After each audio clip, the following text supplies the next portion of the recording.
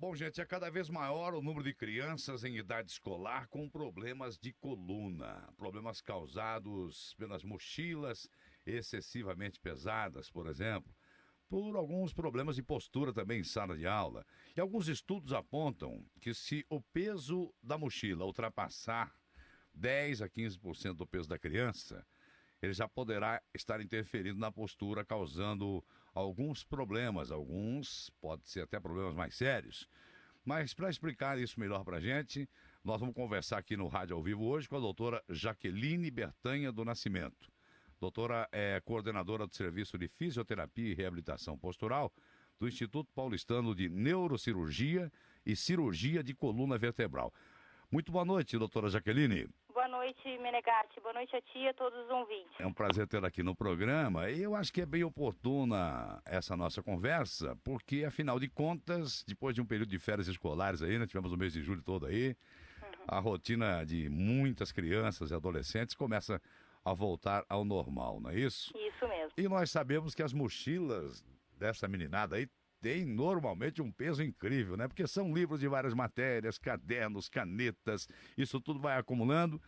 Eu, de vez em quando, pego na mochila da minha filha assim e falo, mas como é que você consegue carregar isso, né? É verdade. E aí é que a gente se dá conta de que isso pode ser realmente um grande problema, né, doutora? Isso mesmo.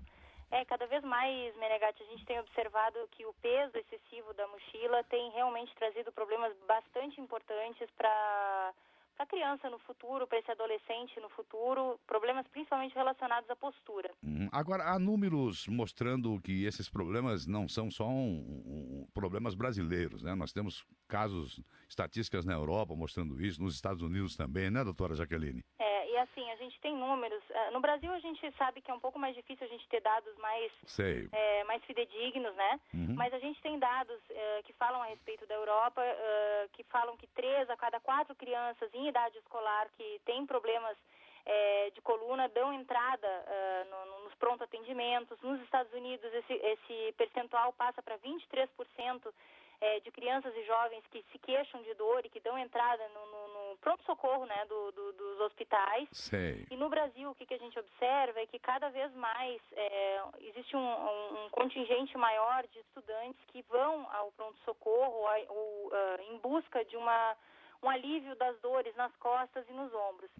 E um dado que é bastante significativo para a gente, que é profissional da área da saúde, é que há uma publicação da Academia Americana de Pediatria que fala que as grandes vilãs realmente são as mochilas, que elas compreendem cerca de 60% dos casos de meninos e meninas que têm problemas nas costas e nos ombros.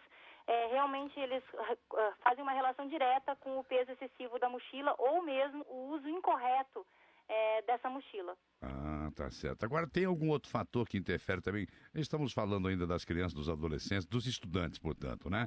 Que interfere, que cria problemas também, tirando de lado o das mochilas, doutora?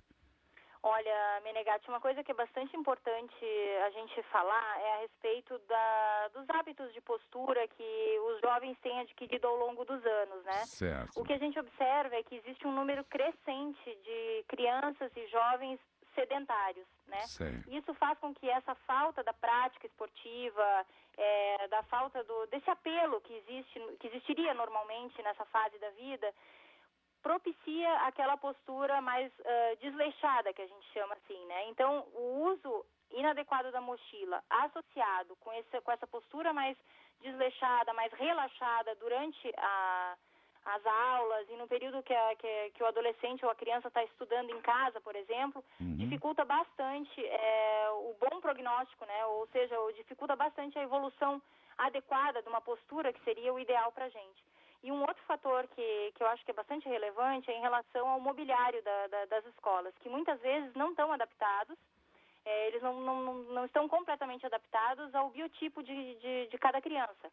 Isso é impossível tu ter numa escola, por exemplo, uma cadeira que se adapte à altura de cada aluno. O ideal seria que houvesse cadeiras com a possibilidade de regular a altura da cadeira para adequar ao aluno, né? Exatamente.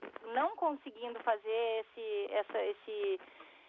essa adequação da cadeira, o ideal seria que todas as crianças pudessem contar com o apoio dos pés, por exemplo. Certo. Né, para que a gente ficasse com uma postura um pouco menos forçada, né, que distribuísse melhor o peso que essa criança sofre ao estar assumindo a postura sentada. E além disso, a gente sabe que é difícil a criança e o adolescente se manter numa postura ereta, numa postura que a gente desejaria para todos, né? Já tendo o equipamento, né, necessário para isso, é difícil que elas se mantenham nessa postura correta. Imagina não tendo, né, doutora? Exatamente. Agora, vamos aproveitar, nós estamos falando, evidentemente, das salas de aula. Mas acontece que nós sabemos, e a senhora já disse, estudando em casa, por exemplo, ou à frente do computador, porque hoje é comum um jovem passar horas à frente do computador. O que é que a senhora aconselharia? Porque eles passam, às vezes, um período de tempo muito longo, né, à frente do computador. Esses períodos devem ser interrompidos para que se movimente um pouco. O que é que a senhora aconselha nesse sentido, doutora Jaqueline? Olha, Menegatti, eu vou te falar assim, em termos ideais, o que a gente preconiza, na verdade, é que a cada pelo menos 2 horas a pessoa se levante, faça um alongamento daquela musculatura. Então, seria jogar o corpo para frente, mantendo as pernas esticadas, para alongar todo o dorso, né, do paciente, alongar os braços, as pernas de uma maneira geral. Isso não corresponde à nossa realidade, a gente sabe disso. Né? Então, o que a gente orienta? Que pelo menos a cada 1 hora, aí não mais 2 horas, mas que pelo menos a cada 1 hora, a criança ou o adolescente se desligue um pouco do computador, vá caminhar, vá assumir outras posturas, fazer uma outra atividade para que não permaneça muito tempo, para que aquela postura inadequada não se perpetue, entendeu? E além disso, fazer aqueles cuidados básicos, manter a tela do computador na mesma linha dos olhos, mantendo uma postura bem, com o espaldar da cadeira encostado nas costas, com a coluna o mais reta possível, né? Com o bumbum bem encostado no assento e com os pés com apoio. Bom, daqui a pouco eu vou pedir também para a doutora Jaqueline passar algumas dicas no que diz respeito a usar corretamente a mochila, né? Inclusive peso ideal e tal. Mas antes eu gostaria de aproveitar os conhecimentos da doutora Jaqueline, já que estamos falando para todo o país, né? E é importante que pais, professores e alunos, principalmente, entendam, se conscientizem, né? Na necessidade de tomar alguns desses cuidados.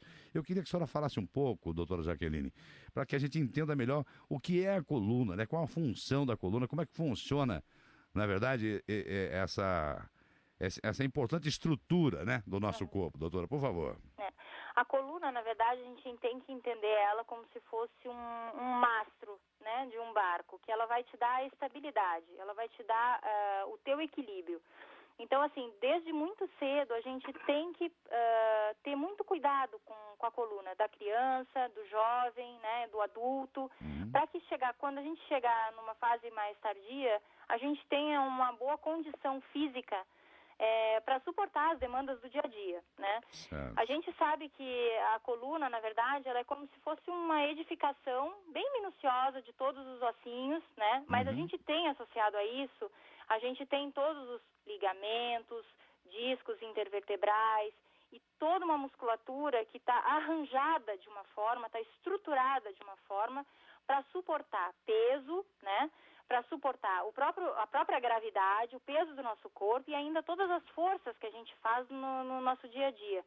Então, assim, é preciso ter um cuidado muito grande, um olhar muito atento para que esses problemas no futuro não se tornem problemas muito graves, né, que exijam, por exemplo, uma correção cirúrgica. Pois é. Quer dizer, uma estrutura importantíssima para a nossa vida inteira. Precisamos pensar nisso, né, doutora? Para sempre.